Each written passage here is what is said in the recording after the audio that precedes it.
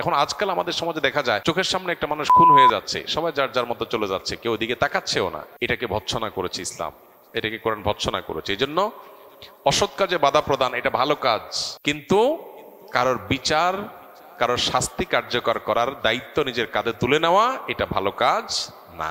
Mob সম্পর্কে ইসলাম কি বলে? অন্যায় দেখলে কি তাহলে আমরা নির্বিকার থাকবো? মব নিয়ে এখন অনেক কথা হচ্ছে। ইসলাম আসলে মবকে সমর্থন করে কিনা? যদি সমর্থন না করে তাহলে ইসলাম যে আমাদেরকে নাহি আনিল মুনকার করতে বলে, অসৎ কাজে বাধা দিতে বলে, তাহলে সেক্ষেত্রে সেটা কি মব হবে কিনা?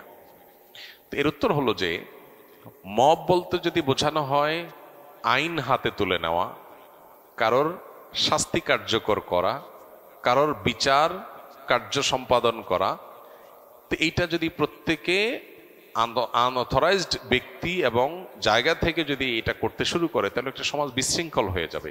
এটাকে ইসলাম সমর্থন করে না। বরং যে কোনো মানুষ অন্যায় করলে তাকে যথাযথ বিচারের মাধ্যমে শাস্তি দেওয়ার কথা ইসলাম বলে।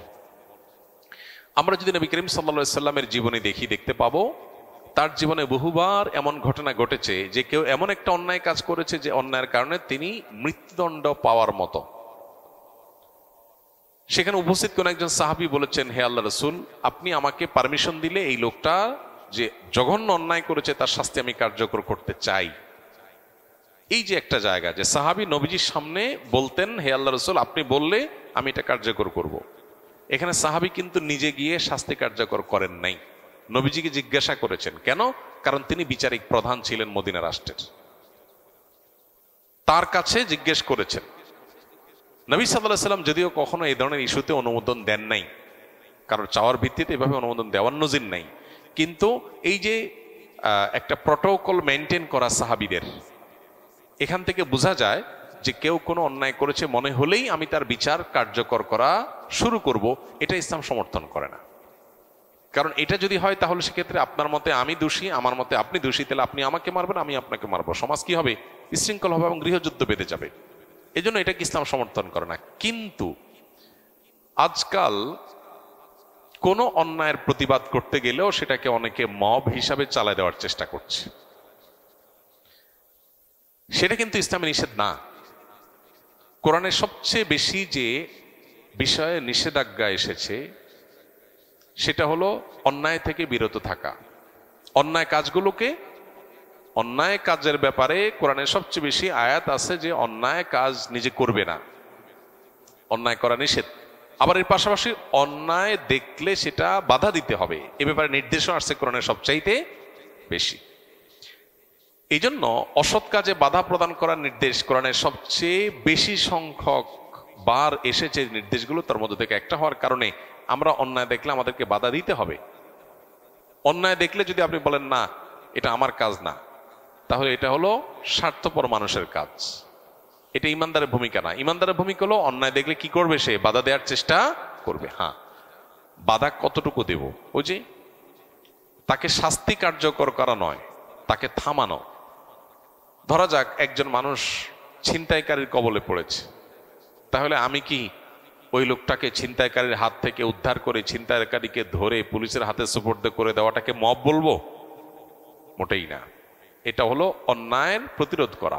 এখন আজকাল আমাদের সমাজে দেখা যায় চোখের সামনে একটা মানুষ খুন হয়ে যাচ্ছে, সবাই যার যার মতো চলে যাচ্ছে, কেউ ওদিকে তাকাচ্ছেও না।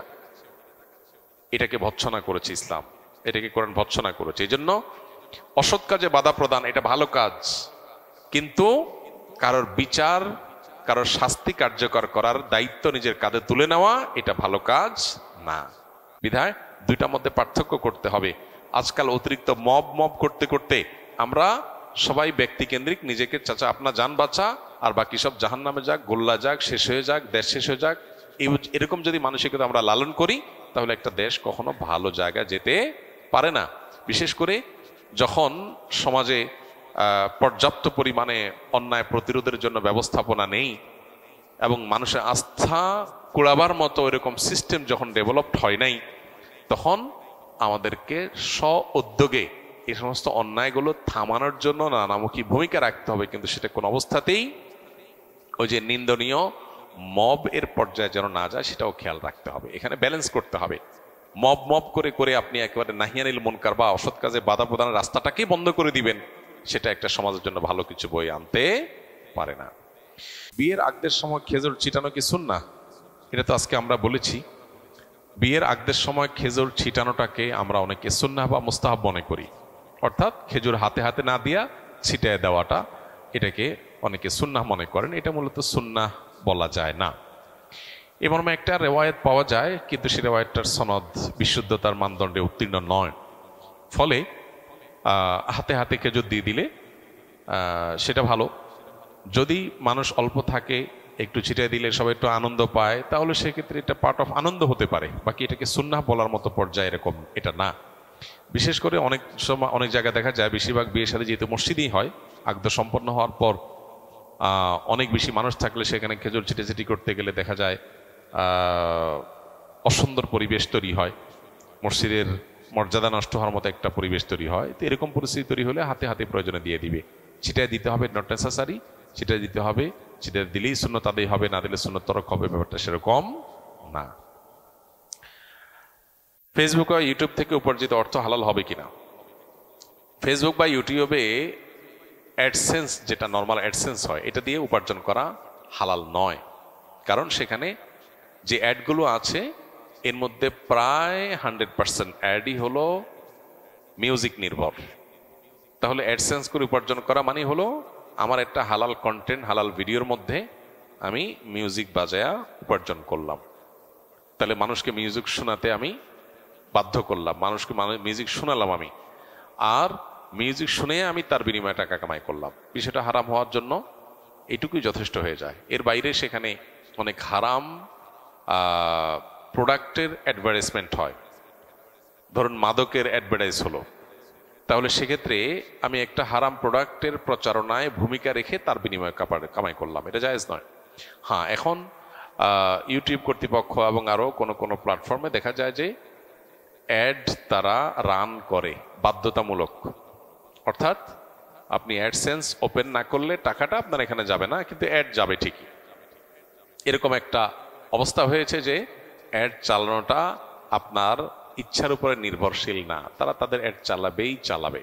তাহলে সেক্ষেত্রে আপনি এখন টাকা নেন বা না নেন তাতে কিচ্ছু তাদের যায় আসে না। এই পর্যায়ে যদি হয় তাহলে সেক্ষেত্রে এটা চিন্তার বিষয় যে এই ক্ষেত্রে আমি তাহলে টাকাটা নিয়ে যদি নিজে ভোগ না করে দানও করে দেই, সেটা উত্তম হবে, নাকি টাকা নেওয়া ছেড়ে দিয়ে তারা তাদের হারাম কাজটাও করলো, আবার টাকাও তাদের থাকলো, দুইটাই তাদেরকে দিলাম, সেটা লাভ হবে কিনা?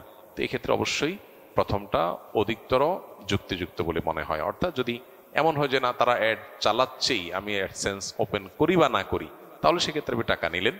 টাকা নিয়ে প্রয়োজনে অনেক সময় আমাদের বুস্টের কাজ করতে হয়, সোশ্যাল মিডিয়াতে যারা কাজ করেন তাদের, সেগুলোতে খরচ করলেন অথবা দান করে দিলেন, নিজে ভোগ করলেন না, সেটা একটা পর্যায় পর্যন্ত যৌক্তিক মনে হয়। আল্লাহ আলাম বিসওয়াব।